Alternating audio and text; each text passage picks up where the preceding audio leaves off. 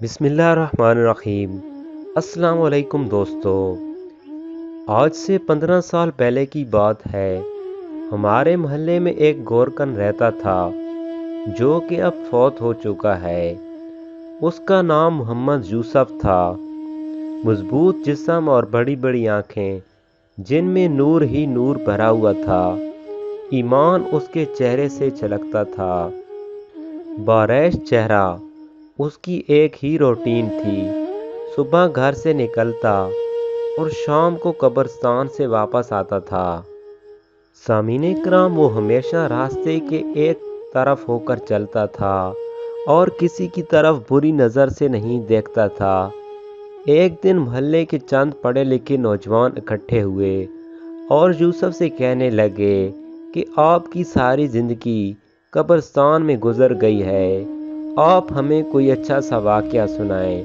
یہ سن کر یوسف بھائی سنجیدہ ہوا اور اس نے ایک لمبی سی سانس لی اور کہنے لگا، آج تک مجھے 27 سال ہو گئے ہیں کہ میں لوگوں کی قبریں بنا رہا ہوں۔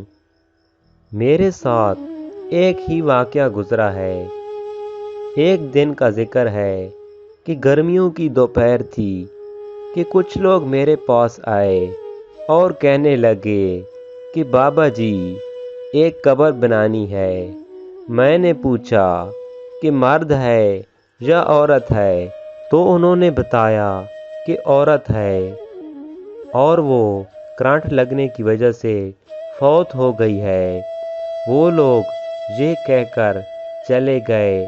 میں عموماً اکیلا ہی قبر بناتا ہوں۔ میں نے سخت گرمی میں قبر بنانا شروع کر دی۔ دوپہر کے 2-2:30 بجے تک قبر مکمل ہو گئی۔ قبر کو فائنل ٹچ دینے کے لیے میں نے قبر کے اندر کدال ماری تو مجھے ایسی آواز آئی جیسے کوئی شیشے کی چیز ٹوٹ گئی ہے، اور بس پھر خوشبو ہی خوشبو پھیل گئی اور قبر یکدم ٹھنڈی ہو گئی۔ میں قبر ہی میں لیٹ گیا۔ چونکہ باہر سخت گرمی تھی تو اندر قبر ٹھنڈک اور خوشبو سے بھری ہوئی تھی۔ اس سے میری روح تک خوش ہو گئی۔ میں حیرانی اور دہشت سے خاموش رہا۔ سامعین کرام، مغرب کے بعد جنازہ آ گیا۔ عورت کے ورثاء نے عورت کو وہیں پر قبر میں دفنا دیا اور چلے گئے، لیکن میرے اندر تجسس بھرا ہوا تھا کہ اس عورت کی کون سی وہ نیکی ہے جس کے بدلے میں اس کو اتنا بڑا انعام ملا ہے کہ اس کی قبر میں اتنی خوشبو اور ٹھنڈک بھر دی گئی ہے۔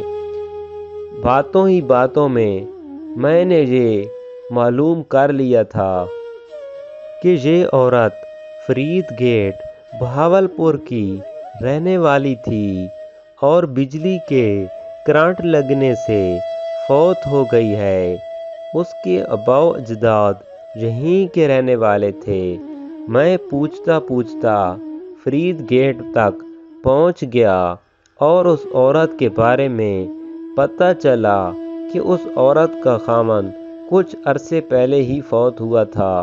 وہ بیچارہ 6-7 سال تک بیمار رہا اور اس عورت نے اپنے خاوند کی دن رات خدمت کی۔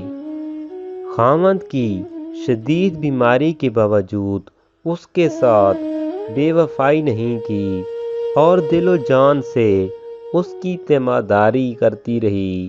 باوجود غربت کے اس کو محنت مزدوری کر کے کھانا کھلاتی رہی اور اپنے جذبات کو اپنے بیمار شوہر پر قربان کر دیا۔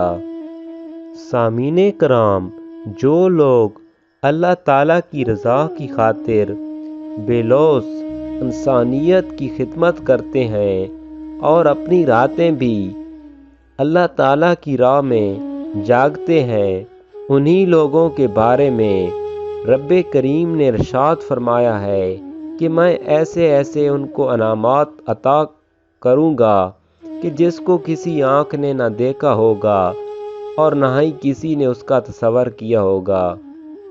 محترم سامعین، خوش نصیب ہیں وہ لوگ کہ جن کی قبریں خوشبو اور ٹھنڈک سے بھری ہوئی ہیں۔ آخر میں میری دعا ہے کہ اللہ تعالی ہمیں اور سب مسلمانوں کو بخش دے اور آخرت میں ٹھنڈک عطا فرمائے اور قبر میں آقا دو جہاں کی زیارت عطا فرمائے۔ اللہ حافظ۔